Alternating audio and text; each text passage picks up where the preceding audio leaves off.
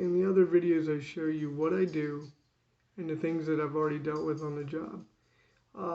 Here's the thing, when you're working this job at the rate of pay it is, you get to see everything I do for a measly $10.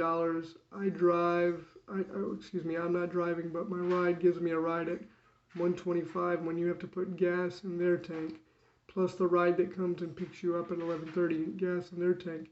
How do you have any money to save? Not to mention eating habits are different for me. So you got to get stuff to eat while you're at work. You can take food with you, but it's completely different for me.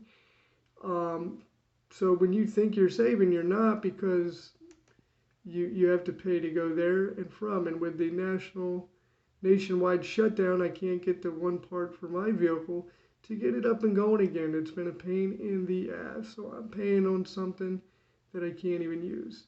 And they should extend your warranty just because it's not your fault, or anybody's warranty for that matter. Okay, you also hear me say in the job, I have a 25-year-old supervisor who's a child. He gave me one t-shirt that you see on me to work 3 days at the weekend. That's bullshit. They're supposed to provide you with pants as well. They don't. He took me off a post on my first day. I was actually lower to the ground, and they put me on a post. They put me here. You see the steps I go up and down. One fall, boom, I'm done. Nobody would know about it until the morning. They do have an elevator, but the elevator barely works and breaks down most of the time, so nobody will get on it. I don't want to be in an elevator. You hear me saying it break down, and that's the end of it. I'm stuck in the elevator until somebody comes in the morning. So yeah, it's a pain in the ass for the rate of pay.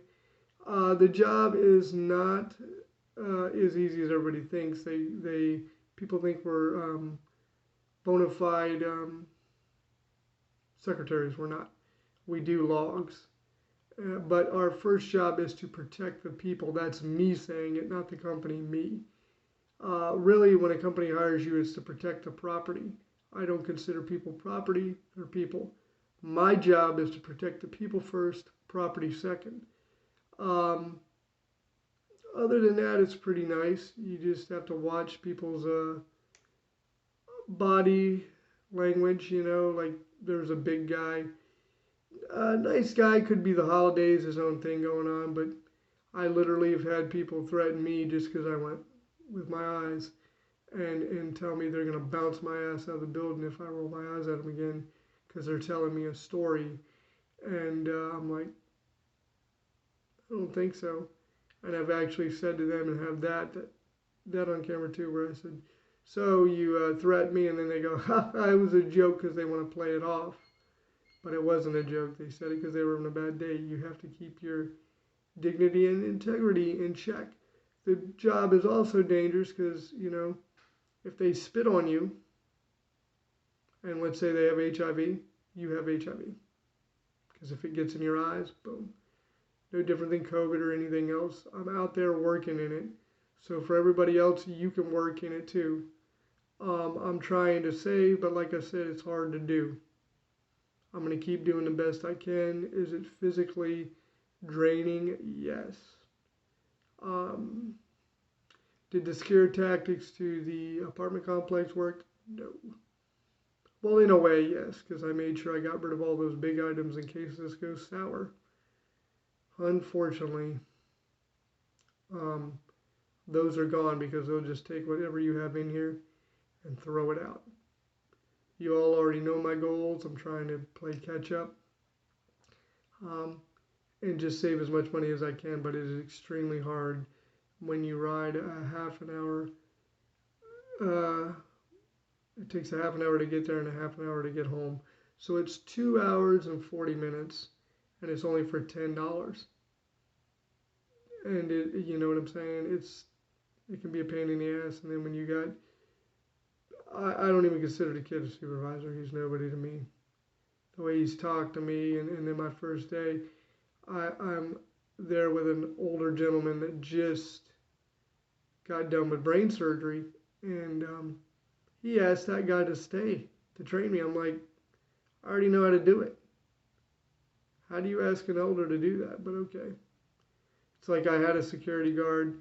I don't know what they want in dedication because at that job, I slept at the job because the last person that left the building, it says in our job title, we are not allowed to leave the building until it is empty. And I locked the door, as you know, so nobody else can come in behind me while I do my walkthrough. So I ended up sleeping there because at 12:30, the last person left.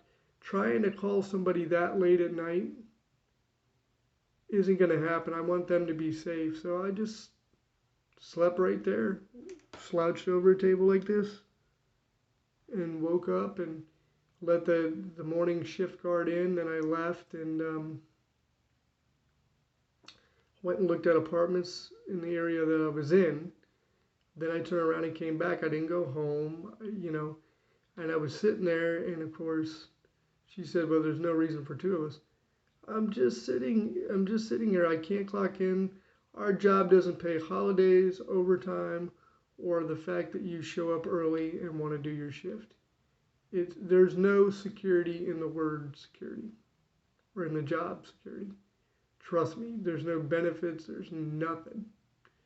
So you get what you get, and that's it. So you do the job because you're good at it. That's why I rearranged those cameras like I did, because even with me getting up, I can get to the door to get the Uber Eats and whatever, because that's sometimes what shows up, and you can't really let them in to go upstairs and deliver the food. We'll take it at the front desk. Then when the person comes down, they can get their food. So there you go. So it helps me with my condition as well when you think about it. But the main reason is to see what's coming and make sure that people are safe. People come first, job comes, or the business comes second, because anything can be replaced. You'll hear me say that 100 times. With that being said, back to the 25-year-old. I don't know why you take somebody off a shift, and I've asked for more shifts, just because I need the money and I'm trying to save, and it's so hard. I'm spending more money on getting a ride there and from. It's hard, guys. Anyway, I've got to get ready to go. I don't know if you can see my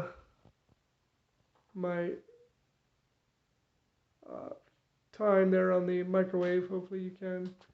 I got to get ready to go. But yeah, it's a pain in the ass. But I do it because I like what I do.